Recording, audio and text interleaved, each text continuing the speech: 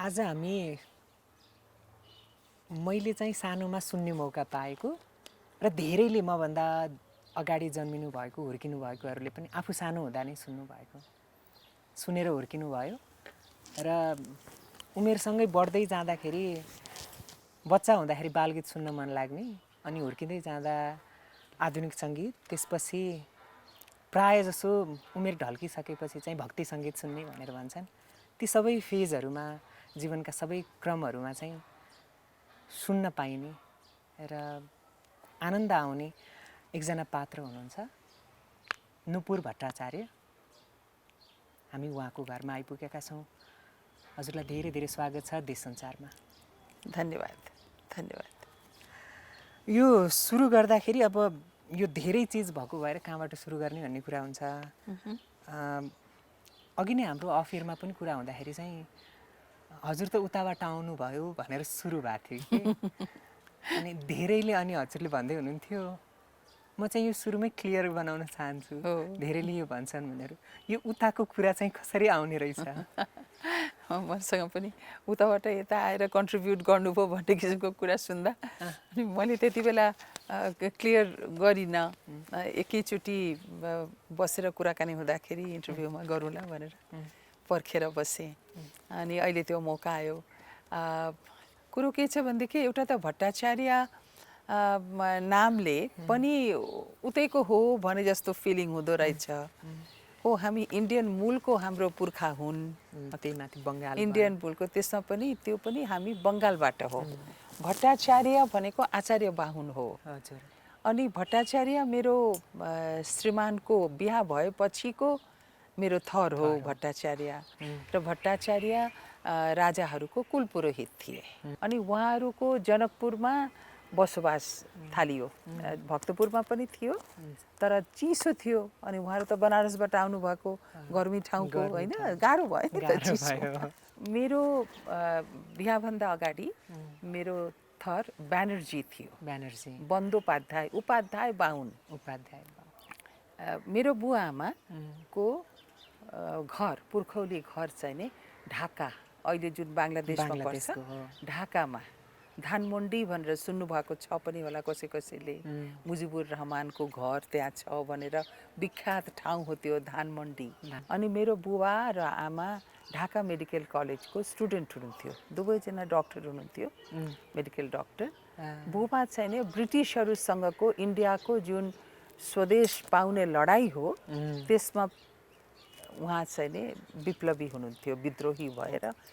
लड्नुहुन्थ्यो ब्रिटिसलाई हाम्रो देश छोडेर जाऊ भन्नमा अब पराधीनता गयो भने पनि के हो ब्रिटिसले त दुई टुक्रा पारिदियो दुई टुक्रा पारेको त उहाँहरूको त्यो देश त पाकिस्तानमा पर्यो पाकिस्तानमा परेपछि त त्यो देश त गयो अब त रहेन अनि भागाभाग भयो किनभने असाध्यै राइट दङ्गा सुरु भयो मारकाट दङ्गा हिन्दू मुस्लिममा अनि उहाँहरूको पुरै परिवार तितर बितर भएको भनेर उहाँ कसो एउटा भिन्दै खाले विद्रोही हातमा थियो उहाँको अनि उहाँ चाहिँ नि छोडेर हिँड्नुभयो र यो जोगबनी इन्डिया यो नेपाल र इन्डियाको बर्डर टाउन त्यहाँ आएर बस्नुभयो अनि विराटनगर जुट मिलमा चाहिँ नि सानो एउटा अस्पताल थियो हजुर त्यहाँ मेरो आमा काम गर्न थाल्नुभयो मेरो आमा स्त्री रोग विशेषज्ञ अनि मेरो बुवा नेत्र विशेषज्ञ नेत्र रोग विशेषज्ञ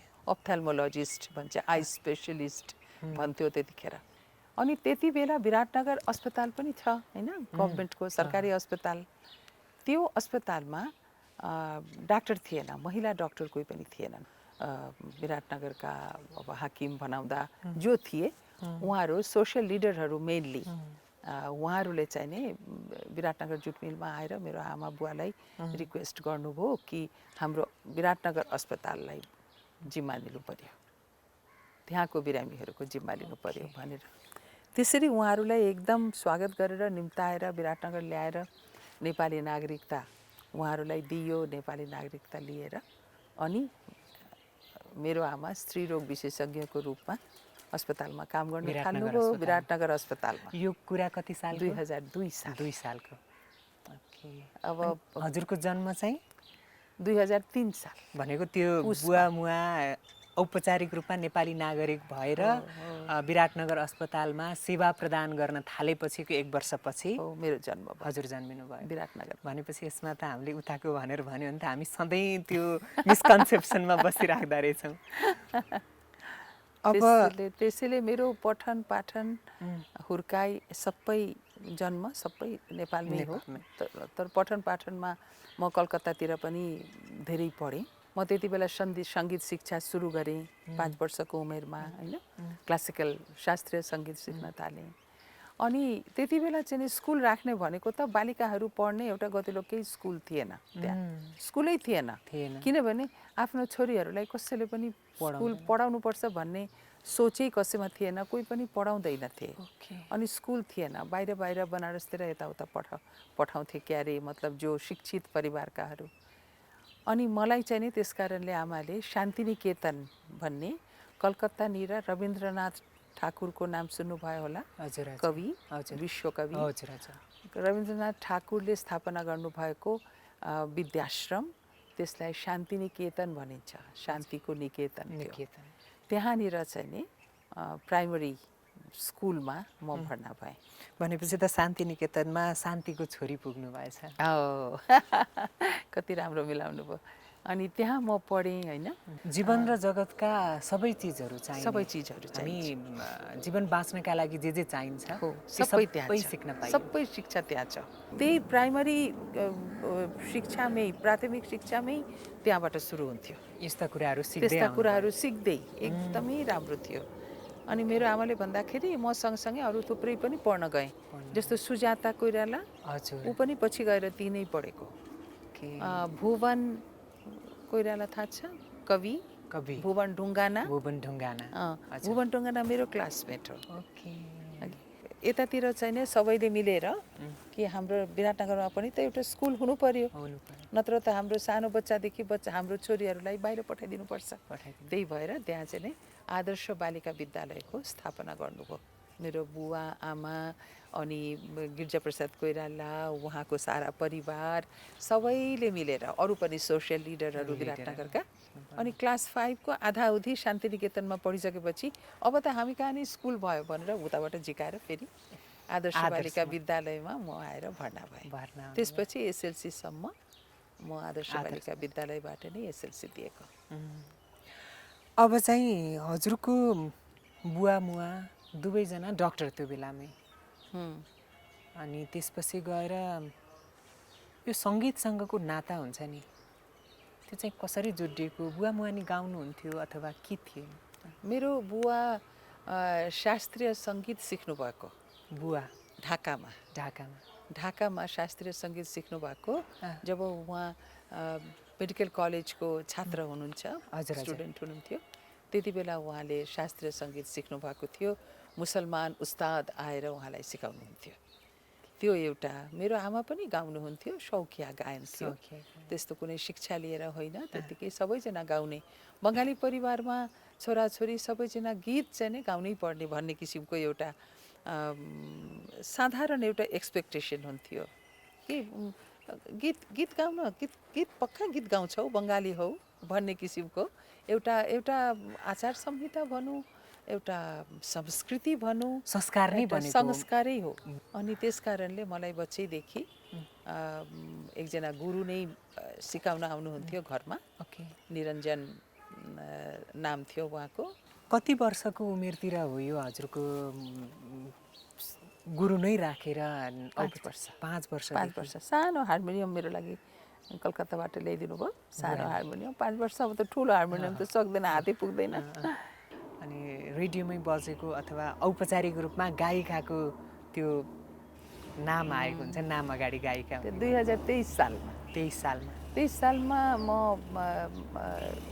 कलकत्ता क्यालकाटा युनिभर्सिटीमा मास्टर्स पढ्दै थिएँ। त्यतिखेर चाहिँ नि कस्तो हुन्थ्यो भने रेडियो नेपालमा 14 अञ्चल लोकगीत प्रतियोगिता हुन्थ्यो हरेक वर्ष। मलाई कलकत्ताबाट म आएँ, अनि त्यसपछि काठमाडौँ आएर मैले गीत गाएको रेडियो नेपालमा। साह्रै साह्रै साह्रै रमाइलो लागेको मलाई अझ पनि झलझलै याद छ। रेडियो त्यो नेपाल पुरानो रेडियो नेपाल, पुरानो, नयाँ बिल्डिङ सिल्डिङ केही पनि थिएन। पुरानो बिल्डिङ हो, पुरानो बिल्डिङमा स्टुडियो पुरानो, अनि एउटा हल थियो। त्यो हलमा चाहिँ नि प्रतियोगिता हुँदै थियो, थुप्रै अरू कलाकारहरू थिए, अनि म सबभन्दा कान्छी कि मेरो 18-19 19 वर्ष यस्तै त्यस्तै होला। अनि मैले गाएँ। अनि त्यति बेला चतुर्भुज दाइले नै मलाई गीत दिनुभएको थियो, उहाँले नै मलाई गीत सिकाउनु भएको थियो। अनि मैले धेरैवटा गीत गाएँ, त्यसमा 2टा गीत अत्यन्तै पपुलर भयो। त्यही प्रतिस्पर्धामै धेरै गीत गाउनु भयो।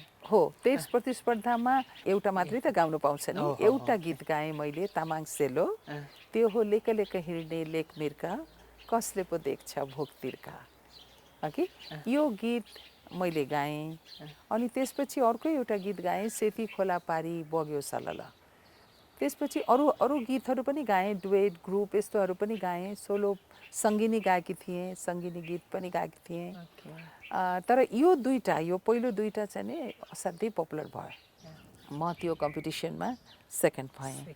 झलकमान गन्धर्व फर्स्ट हुनुभयो। त्यो पुरस्कारमा त्यतिखेर पैसा हुन्थ्यो, केही रुपैयाँ थियो। हजुर। अनि त्यो रुपैयाँ त्यत्तिकै खर्च गरे त गइहाल्थ्यो।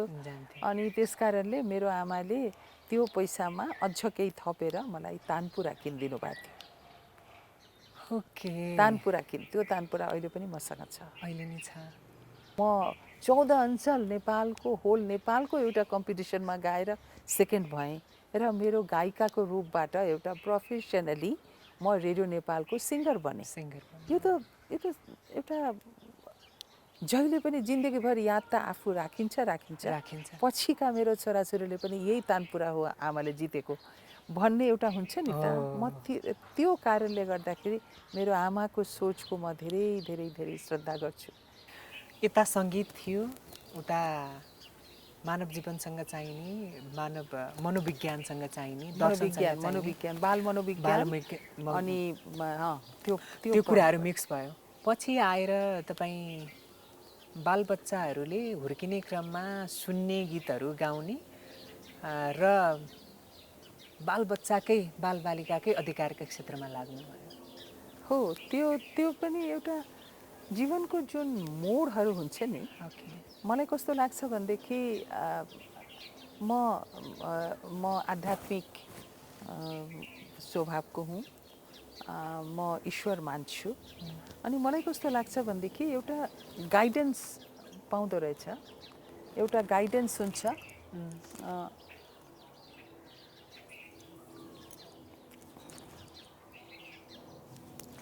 त्यो मोडहरू जब आउँछ नि जीवनमा, त्यो मोडहरूलाई एउटा अपर्च्युनिटीको रूपबाट लिएर, किनभने च्यालेन्ज त च्यालेन्ज हुन्छ। एउटा बाटोमा हिँडिरहेछ, एउटा टर्न आयो। त्यो टर्न कस्तो होला थाहा छैन, जाने कि नजाने त्यो त थाहा छैन। तर त्यो रिस्क लिएर त्यो नयाँ खोजमा जान बित्तिकै द्याट बिकम्स एन अपर्च्युनिटी।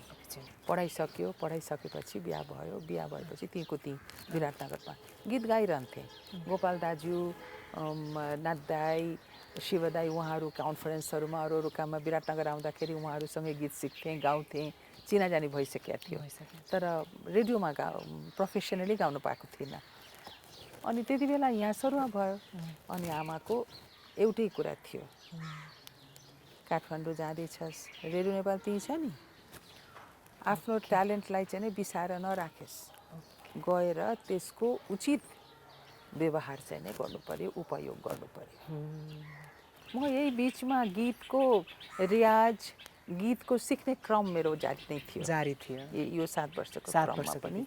त्यसैमा मेरा 2जना छोरीहरू जन्मे, अनिन्दिता, निलाञ्जना, उनीहरू त्यहीँ जन्मे। मेरो थियो त्यो होइन, गाइरहन्थेँ। गीत गाउन त नसा हो। यो रेडियोमा गाऊ, चाहे आफ्नो कोठामा गाऊ, या भान्सामा पकाउँदा गाऊ, बच्चा स्याहार्दा गाऊ, बच्चालाई सुताउँदा गाऊ, जतिखेर गाऊ। लत हो यो। त्यो नगाइकन त त्यो गाउनुमा जुन मजा छ त्यो त अरू कुनैमा पनि मजा छैन। अनि लकिली हेर्नुहोस्, भाग्य हेर्नुहोस् भोगे प्रसाद शाह नै फेरि डिरेक्टर। ओके 23 सालमा हुनुहुन्थ्यो उहाँ नै डिरेक्टर, म गीत गाएको थिएँ, म प्राइज पाएँ। अहिले आउँदाखेरि उहाँ नै हुनुहुन्थ्यो, म पनि क्या खुसी भएँ म त। अरे तिमी नुपुर सर द्याट्स म त गीत गाउन आएको, मलाई गीत गाउन दिनु पर्यो, म गीत गाउन चाहन्छु। पक्का तिमी त छौ नै गीतमा, गीत त गाउनै पाउँछौ।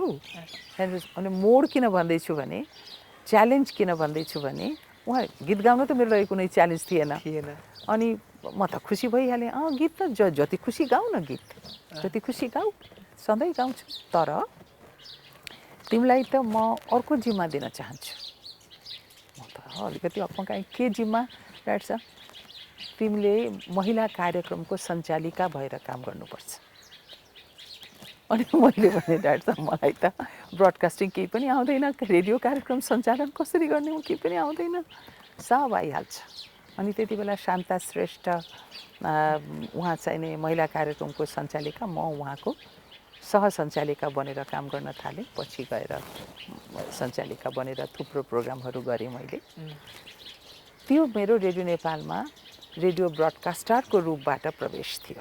जीवनको यो मोडमा पछि हिँडेका बाटोमा चाहिँ एक्साइटमेन्ट बेसी भएछ, रमाइलो बेसी भएछ। असाध्यै असाध्यै रेडियो प्रोग्राममा यति इन्जोय गर्ने, कहिले पनि दोहोऱ्याउनेवाला थिइनँ म, कहिले पनि पत्रिका पढेर गर्ने थिइनँ म, कि इन्टरभ्यू लिने सुरु गरेँ। कतिचोटि गाली खाएँ, स्पष्टीकरण पनि दिनु पर्यो, किनभने उचित कुरा भनिदिएँ, सरकारले कुनै कुरा गरिरहेको छैन भने इन्टरभ्यूमा त होइन यो गरिरहेको छैन भनेपछि त गर्नु पर्यो, के गर्दै हुनुहुन्छ भन्दाखेरि केही क्रिटिसिजम गयो भने स्पष्टीकरण। महिला अधिकार लिएर महिला अधिकार लिएर। अब यो त एउटा मैले कसरी सिकेँ, एउटा ब्रडकास्टर भएँ, त्यो मोडको कुरा थियो, मैले च्यालेन्ज स्वीकारेँ। त्यसपछि कस्तो भयो भने इट वाज 1981 चाहिँ नि international year of the disabled person, अपाङ्गता अन्तर्राष्ट्रिय अपाङ्ग वर्ष थियो 1981। अनि 80 ताका अब युनिसेफले त मलाई मैले युनिसेफको लागि फिचर्सहरू थुप्रै बनाएँ हेल्थमा, अनि पोस्टर्स स्लोगन्स मलाई धेरै इन्भल्भ गर्थ्यो। अनि उनीहरूले एउटा पाइलट सर्वे गर्ने कि अपाङ्गता भएका बालबालिकाहरूको अवस्था कस्तो छ हाम्रो देशमा। अनि मलाई डाकेर भन्यो नुपुर तिमी पनि एउटा क्षेत्र दिन्छु, यताको दिल्ली बजार अनि उता सहरमा अनि भक्तपुरको जौखेल, त्यहाँ यो दुईटा तिमीले गरिदिनुपर्छ। अनि मैले हुन्छ। अनि सिकाइयो सबैलाई, अरू पनि थिए थुप्रै। यो एउटा नेसनल सर्वे हो, मलाई चाहिँ नै यो दुईटा ठाउँको जिम्मा दिएको। अनि म त्यसमा इन्भल्भ भएपछि अनि रिसर्चको लागि त 81 देखि सुरु भयो। रिसर्चको लागि त जानु पर्यो घर घरमा जाँदाखेरि मतलब सासै रोकिने यस्तो अवस्था, आश्चर्यचकित छक्क पर्ने, रुनु पर्ने त्यस्तो हालतमा मैले ती अपाङ्गता भएको बच्चाहरूलाई भेटाएँ। एउटा घरमा छिमेकले भन्यो कि मलाई पहिले नै भनेको थिए तालिम दिनेहरू भेट्टाउन गाह्रो हुन्छ, खोजेर निकाल्नुपर्छ, द्याट इज द च्यालेन्ज। एउटा घरमा भाइ 10 चोटि गएर भनेपछि मात्रै ढोका खुल्थ्यो। अनि त्यसपछि बच्चालाई त्यसपछि निकाल्न चाहिँ झनै गाह्रो। मेरो अगाडि उनीहरूलाई लुकाएर कुनामा राख्थे, त्यस्तो हालतमा भेट्टाएँ। एकदम हरेक किसिमबाट डिप्राइभ्ड, एजुकेसनको त परै जाओस्, खानापिना लवाई हरेक किसिमबाट चाहिँ नै ऊ वञ्चित। धेरै जसोको बाबा चाहिँ छोडिदिएर गइहाल्ने, आमा त अब बच्चा लिएर बसिरहने होइन। साह्रै दुःखमा भेट्टाएँ मैले। त्यस्तो दुःखमा मैले भेट्टाएपछि मैले कसरी यो कम्प्लिट गरौँ। मेरो त राति सुत्न नसक्ने, दिनभरि जुन बच्चाहरूलाई हेरेर आयो राति उही नै हन्ट गर्ने कि म यो बच्चाको लागि के गर्न सक्छु खेरी। अनि म युनिसेफमा भोलिपल्ट रिसर्चमा नभइकन युनिसेफको मारिया डायमन्ड टिमन नाम लिन चाहन्छु, किनभने उहाँको मोडमा उहाँ नै हुनुहुन्थ्यो मलाई हेल्प गर्ने, नयाँ मोडमा जानको लागि। उहाँले मलाई म गएर भेटेँ, गएर भने कि Maria I am not going to do this research, मबाट यो सम्भव हुँदैन, तिम्रो यो ल्याऊ सब ल्याऊ, म गर्दिनँ। किन भनेर सोधी। अनि मैले भने जुन बच्चाहरू कहाँ मैले मेरो प्रब्लम बताएँ कि बच्चाहरूको यस्तो यस्तो जघन्य हालतमा छन्, बच्चाहरू डिप्राइभ्ड, यति दुःखमा छन्, यति पीडित छन् बच्चाहरू, तिनीहरूको लागि गर्ने त कोही छैन। अनि मैले जुन बच्चाहरूलाई गएर हेर्दैछु, उनीहरूको लेख्दैछु, समस्याहरू लेख्दैछु, सबै गर्दैछु, तिनीहरूको लागि के हुन्छ त, पछि गएर हुन्छ के त्यो बच्चाहरूको लागि। अनि उसले मलाई जवाफ दिए होइन यो त कम्प्लिट हुन्छ, यो अपाङ्ग वर्ष हो, कम्प्लिट भएपछि हामी युनिसेफले त नेपालमा सबै अपाङ्गता भएका बालबालिकालाई त गरिहाल्छौँ नि तिमीहरूले रिजल्ट दिएपछि। अनि मैले भने ठिक छ, मैले माने देशभरिकोलाई तिमीहरू गर्छ, तर म दिल्ली बजारमा झौखेलमा 1 नम्बर 2 नम्बर 3 नम्बर जुन घर घरमा गएर भेट्टाउँदैछु त्यो बच्चा पाउने भनेर ग्यारेन्टी खोइ त। तिमीहरूले दिने सेवामा कहिले कहिले मैले दिएर कम्प्लिट हुन्छ, त्यसपछि तिमीहरूको प्लानिङ हुन्छ, त्यसपछि कतिखेर आउँछ, त्यति बेला त मेरो बच्चाहरू जुन बच्चालाई मैले चिने त्यो बच्चासम्म पुग्छ कि पुग्दैन तिमीहरूको सहयोग, त्यसको खोइ त ग्यारेन्टी छ त कुनै।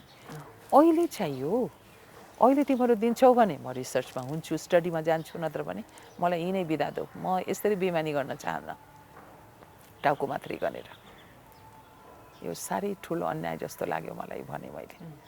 के चाहिन्छ तिमीलाई भनेर सोध्नुभयो। तिमी बाहेक खोइ अरूले त आएर भनेन, अरूले भनेन, द्याट्स देयर प्रब्लम, म भन्दैछु त्यो मेरो प्रब्लम, मेरो प्रब्लम सल्भ गर त म छु, होइन भने थ्याङ्क यू भन्दाखेरि होइन तिमी त जानै मिल्दैन, तिमी त यसैमा काम गर्नुपर्छ, त्यसो पुऱ्याऊ मैले खोजेको चिज भनेपछि के चाहियो, मैले भने एकजना बाल विशेषज्ञ चाहियो, पेडियाट्रिसियन, अर्को चाहिँ नि एकजना साइकोलोजिस्ट चाहियो मलाई, एकजना फिजियोथेरापिस्ट चाहियो, अनि यस्तो एउटा अस्पताल चाहियो जहाँबाट म बच्चाहरूलाई साधारण कुरामा बच्चाहरूको आमाहरूलाई भन्न सकौँ त्यहाँ गएर जचाउने फ्री। अनि एउटा विद्यालय चाहियो जहाँ गएर भर्ना गर्न सकौँ, उनीहरूको स्वास्थ्य, उनीहरूको इमिडिएट अपाङ्गताको व्यवस्थामा कसरी सुधार गर्ने, अपाङ्गताको अवस्थामा, अनि त्यसपछि सबभन्दा ठुलो शिक्षा हो, पावर कसरी गर्ने, त्यति मिलाइदेऊ कमसे कम त म गरौँ ल। She agreed, she agreed immediately उसले सोच्दा पनि सोचेन। देन अनि त्यसपछि दियो उसले पुरै टिम, उनीहरूलाई खोज, उनीहरूलाई लिएर आऊ, स्कुलमा भर्ना गर, उनीहरूसँग खेल, एक्लो हुन नदेऊ भनेर म मेसेज दिन्छु। त्यस्तो कार्यक्रम म गर्न चाहन्छु र त्यसमा म नाटक गर्न चाहन्छु, गीत गर्न चाहन्छु। त्यसको निम्ति बच्चाहरूलाई त मैले केही चक्लेट भए पनि, मिठाई भए पनि, 2टा किताब भए पनि दिनु पर्यो नि, त्यसको निम्ति मलाई अलिकति पैसा दियो। त्यसैको एउटा अर्को मोड थियो हातेमालो बाल संसार। बस उनले मलाई अपर्च्युनिटी दिन्, कत्रो ठुलो दौडेर फर्केँ, वासुदेव पाण्डव सबलाई डाकेँ, हाम्रो टिमको पुरुषोत्तम सापकोटा, वासुदेव, अशेष मल्ल सबलाई डाकेर बसेर हातेमालो थिएन त्यतिखेर, पछि रेडियो प्रोग्राम गर्नु पर्यो बच्चाहरूको लागि गर्ने, हामी ल के गर्ने, सबभन्दा पहिले नाम सोच्नु, अनि के गर्न चाहनुहुन्छ दिदीलाई भन्नुहोस्। मैले भने अरू केही होइन, प्रत्येक बच्चाले आफ्नो छिमेकमा, आफ्नो परिवारमा, आफ्नो गाउँमा, आफ्नो समुदायमा गएर ती बच्चाहरूलाई खोजेर निकाल्नु पर्यो र साथी बन्नु पर्यो, विद्यालय भर्नामा सहयोग गर्नु पर्यो, उनीहरूलाई सहयोग जे उसको अभाव छ त्यो गरिदिनु पर्यो। हाम्रो बच्चा, सुन्ने बच्चाहरूले, त्यो म गर्न चाहन्छु। हात समातेर लिएर आउनु पर्यो उनीहरूलाई आफ्नो जीवनमा। भन्दाखेरि वासुदेवले भन्यो, वासुदेव मुनालले दिएको नाम हो यो। दिदी नाम एउटा छ, के नाम हो? हातेमालो, हातेमालो, हातेमालो, वाह वाह वाह, हातमा हात राख्ने, दिदी यो हो हातेमालो। मैले पनि बुझ्छु नि, ह्यान्ड इन ह्यान्ड इङ्ग्लिसमा ट्रान्सलेट गरेर मारियालाई देखाउनु एउटा स्याम्पल बनाएँ कि, एउटा स्याम्पल एउटा बनाएँ पनि। वासुदेव साह्रै राम्रो लेख्थ्यो, कति राम्रो। हातेमालो सुरु भएको 1982 नोभेम्बरमा, 16 होला नोभेम्बर। त्यो आमा बोल्दै गर्दाखेरि तपाईँले त्यही बिचमा तिनी बच्चाहरूका लागि काम लाग्ने गीतहरू पनि जन्माइरहनु भएको थियो। ती जन्माएका हरेक गीत माया लाग्छन्। अहिले पनि सम्झिने त्यस्तो टाइपको कुनै बालगीत छ तपाईँलाई याद हुने टाइपको हरेक याद थुप्रै हुन्छ छन् बालगीत मैले धेरै गाएको पछिल्लो उसमा लोकगीतबाट त एउटा सुरुवात मात्रै भयो त्यसपछि थरी थरीको गीत गाइयो त्यसमा सबभन्दा मुटुका नजिक मेरो म सानै उमेरमा भजन सुरु गरेको गाउन ओके भजनवाला कि भजन किनभने भजन बुढेसकालमा आएर गाउनुपर्छ भन्ने छैन छैन है सानो उमेरमा किनभने त्यो शास्त्रीय सङ्गीतमा आधारित हुन्छ एउटा त्यो अर्को चाहिँ नि बालगीत बालगीत बालबालिकासँग काम गर्न बित्तिकै बालगीत त्यसै पनि मनपर्ने उसो पनि मनपर्ने बाल कार्यक्रममा छु बालगीत गाउन मनपर्ने वासुदेवले थरी थरीको गीत लेख्थ्यो त्यो गाइदिने मेरो छोरीहरूलाई पनि मैले गाउन लगाएँ ओके कि असाध्यै रमाउने हामी बालगीत त आफू पनि बच्चा भएर गाउन सक्यो नि होइन बालापन फर्किने भयो बालापन फर्किने रमाइलो गरेर गाउन पाउने अनि थुप्रै गीत गाइयो त्यसमा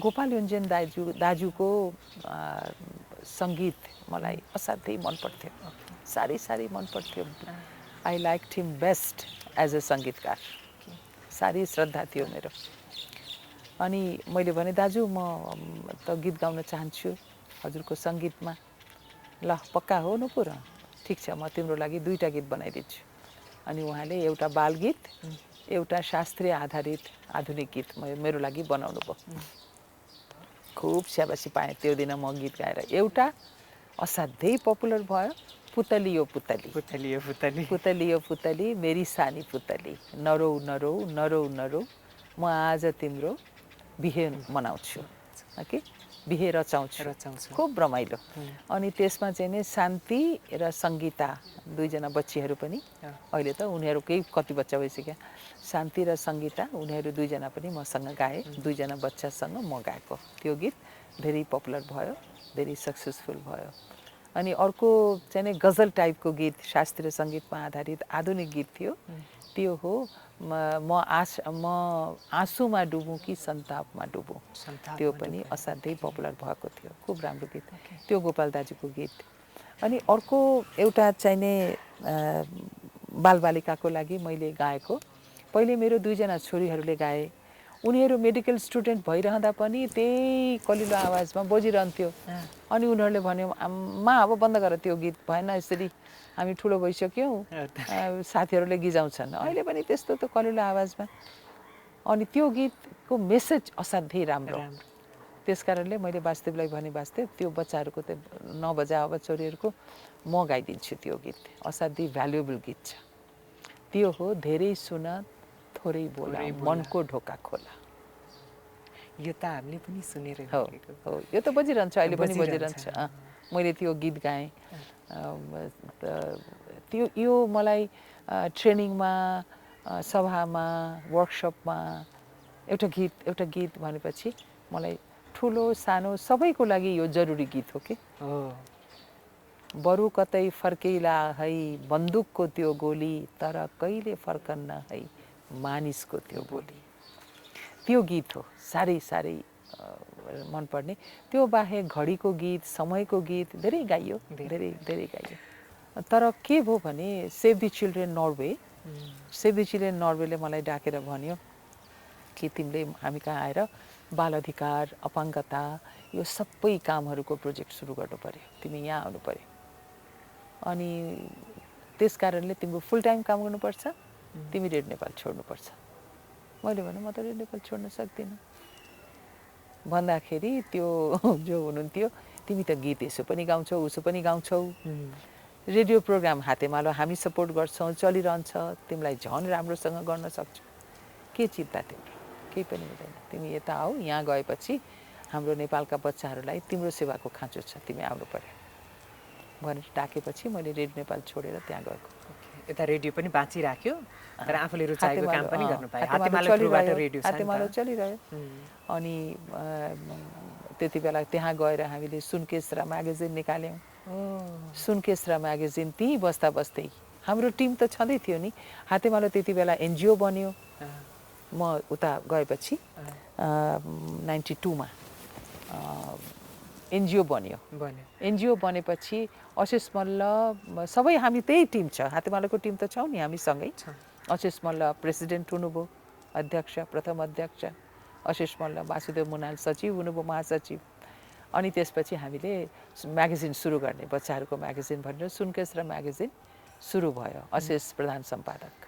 अनि एउटा राम्रो खबर के छ भने हामी 12 खरीसँग मिलेर 12 खरी अनलाइन पत्रिका छ नि, हजुर हजुर हजुर, त्यहाँ चाहिँ नि हामी हातेमालो सुरु गर्दैछौँ। अर्को पुस्ता, अघिल्लो पुस्तालाई छोराछोरी गाउनुहुन्छ, हो, इन्जोय गर्नुहुन्छ? एकदम धेरै। किनभने मलाई जसरी मेरो आमाले अपर्च्युनिटी दिनुभयो सानैदेखि, त्यस्तै गरेर मैले मेरो 2 जना छोरीहरूलाई भक्तराज आचार्यले आएर शास्त्रीय सिकाउनुहुन्थ्यो। भक्तराज आचार्यले मैले रिक्वेस्ट गरेँ, घरमा आएर सिकाउनुहुन्थ्यो। ओके। 2 जना, निरञ्जना अनिन्दिता, दुवैजना सिक्थे उहाँसँग नै। धेरै वर्ष सिके पनि धेरै राम्रो सुरुवात उहाँले गराउनु भयो। त्यसपछि त उनीहरू गीत गाउन थाले, बच्चामा स्कुलमा यताउता कम्पिटिसनमा भाग लिन थाले। यो बाल दिवस हुन्थ्यो नि त्यतिखेर, अनि त्यसमा बालगीत प्रतियोगिता हुन्थ्यो। अनि त्यसमा मेरा छोरीहरू दुवैजनाले चाहिँ पुरस्कार जिते। निलाञ्जना त फर्स्टै भई, स्टेजमा पनि गाई। र त्यसपछि गएर निलाञ्जना चाहिँ नि अलि एक्स्ट्रोभर्ट के, निलाञ्जना म त्यहाँ गाउँछु, यहाँ गाउँछु, स्कुलमै। अनि जब ऊ क्लास 10 मा छ त्यति बेला चाहिँ नि ऊ भयो, एउटा वातावरण संरक्षण गीत प्रतियोगिता भएको थियो। उसले आएर भनी, ऊ क्लास 10 मा, उसले आएर भनी कि म त यसमा गाउँछु, यो कम्पिटिसनमा। मैले भने कति ठुलाबडा सङ्गीत गाउनेहरू, गायक गायिकाहरू हुन्छन्, त गाउँछस्, धेरै राम्रो हो, आर्ट गर्नु। त्यसो भए त राम्रोसँग तेरो गीत तयार गरिदिन्छु म त गाउँछु म। अनि मैले गोपाल दाजुलाई भने, चेतन कार्की कहाँ गएँ। चेतन कार्कीलाई भने, चेतन दाजुसँग हामी धेरै क्लोज छौँ यही गीत सङ्गीतकै उसमा। चेतन दाजुले मैले भने कि एउटा निलाञ्जनाले गीत गाउँछ अरे, वातावरण संरक्षण, महेन्द्र प्रकृति कोषबाट भएको थियो त्यति बेला। उहाँले साह्रै राम्रो एउटा गीत लेखिदिनु भयो, साह्रै राम्रो। अनि त्यो गीत लिएर गोपाल दाजु कहाँ गए, गोपाल दाजुले सङ्गीत गरिदिनु भयो। अब के चाहियो? चेतन कार्कीको रचना, गोपाल दाजुको सङ्गीत, अब के चाहियो? कम्पिटिसन असाध्यै मेहनत गरेर त्यो गीत तयार भयो। साह्रै मेहनत गरेर मेरो छोरीको आवाज साह्रै राम्रो छ। त्यो निलाञ्जना र मेरो छोरा सत्यदीप, ऊ पनि डक्टर हो, उसको पनि साह्रै नै गीत गाउने रहर। ऊ त क्लास 4 देखि बुढालिल कण्ठमा पढेको, घरमा चर्चा भएन, तर स्कुलमा ऊ त्यसै स्वतः उसमा छ रहेछ, जिन्समा सबैको म्युजिक छ। मेरो हस्बेन्ड पनि गाउनुहुन्छ, सबैको म्युजिक जिन्समै छ, त्यो रगतमै सञ्चार छ। ऊ पनि धेरै राम्रो आवाज छ, ऊ धेरै राम्रो गाउँछ। अनि ऊ पनि प्रोग्राममा गाउने। अहिले अमेरिकामा ऊ धेरै ठुलो डाक्टर छ। अमेरिकामा पनि उसको बिना कुनै प्रोग्राम हुँदैन, ऊ जहाँ बस्छ। उसले पनि एल्बम निकालेको छ। उसले र निलाञ्जनाले एकैचोटि भाइ बहिनीले अलग अलग आफ्नो आफ्नो निहु बज्राचार्यको सङ्गीतमा एल्बम निकालेको छ। धेरै शौखिन उनीहरू। गीत भनेपछि अब प्रोफेसन भन्दा पनि गीतलाई पहिले राख्ने, त्यस प्रोफेसनले डक्टर भए। अब अर्को एउटा जुन्नु मन लागेको, तपाईँले बेङ्गोली पनि बोलिन्थ्यो के अरे भनेर भन्नुहुन्थ्यो। बेङ्गोली गीत कुनै गाउनु भयो कि, रेकर्ड भयो कि भएन तपाईँको चाहिँ? बेङ्गोली गीत त रेकर्ड भएको छैन, किनभने बेङ्गोली गीत त रेकर्ड गरेर त्यो फिल्ड त अब बङ्गाल भयो, कलकत्ता भयो, यहाँ त हुँदैन। तर बङ्गाली गीतको एउटा जुन तिर्खा छ, त्यो त भयानक तिर्खा हो नि। किनभने सानो प्राइमेरीदेखि म रविन्द्र सङ्गीत सिकेँ उता शान्तिनिकेतनमा, घरमा गाउने बङ्गाली गीत हो होइन। त्यस कारणले त्यो गीत रविन्द्रनाथ टेगोरको, रविन्द्रनाथ ठाकुर भन्छौँ हामी, गुरुदेव भन्छौँ हामी, उहाँको गीतलाई र बङ्गाली भाषालाई र रविन्द्रनाथलाई नेपाली जनमानसमा चिनाउनको लागि मैले एउटा आनन्दलोक भन्ने संस्थाको स्थापना गरेँ, जहाँबाट हामी बङ्गाली गीतहरूको चर्चा गर्छौँ र कार्यक्रम पनि गरिरहन्छौँ बङ्गाली गीतको। त्यसरी चाहिँ बङ्गाली गीतको चर्चा भयो। तर मैले एउटा काम के गरेँ भने रविन्द्रनाथ ठाकुरकै 10 वटा छानिएका गीतहरू नेपालीमा उल्था गराएर त्यो चाहिँ नि मैले नेपाली रविन्द्र सङ्गीतको एल्बम मैले निकालेँ। नेपाली रविन्द्र सङ्गीत आँखाभरि तिर्सना चेतन दाजुले ट्रान्सलेट गर्नुभयो, अशेष मल्लले गर्नुभयो, पुरुषोत्तम सापकोटाले गर्नुभयो, उहाँहरू सबले मिलेर उल्था गरिदिनु भयो। अनि म त्यो उल्था गरेको त्यो नेपाली मैले गाएँ। त्यो स्वादलाई बचाउने काम चाहिँ गर्नुभएको छ है। किनभने नेपालीमा नेपालीमै दिएपछि त श्रोताहरूलाई बुझ्न सजिलो हुन्छ। बङ्गालीमा गाएपछि बुझ्न गाह्रो, त्यही भएर। अन्तिममा यो अनुरोध गर्दा हजुरलाई असजिलो लाग्ला, अप्ठ्यारो लाग्ला के होला मलाई थाहा भएन। हेरिरहनु भएको दर्शकलाई पनि केही गरेर तपाईँलाई सजिलो हुने एक टुक्का कुनै गीत गुनगुनाउन मिल्छ? एक लाइन मात्रै सुनाउँछु, आवाज फाट्छ होला, त्यसको लागि म श्रोताहरूसँग पहिले नै माफी माग्छु। एउटा एक्सपेक्टेसन हुन्छ नि। लेख लेख हिँड्ने लेख मिरेका, कसले पो देख्छ भोक्ती रेखा, डम्फुको घेरा सुख पाएको, सानैदेखि दुख पाएको, रामसाइला छेकन मारी दुवारी त माछा मारी फुर्रा, माछा मारी फुर्रा। धन्यवाद, धेरै धेरै धन्यवाद तपाईँलाई। Thank you. धेरै धन्यवाद तपाईँलाई पनि र श्रोताहरूलाई पनि मेरो तर्फबाट धेरै धन्यवाद।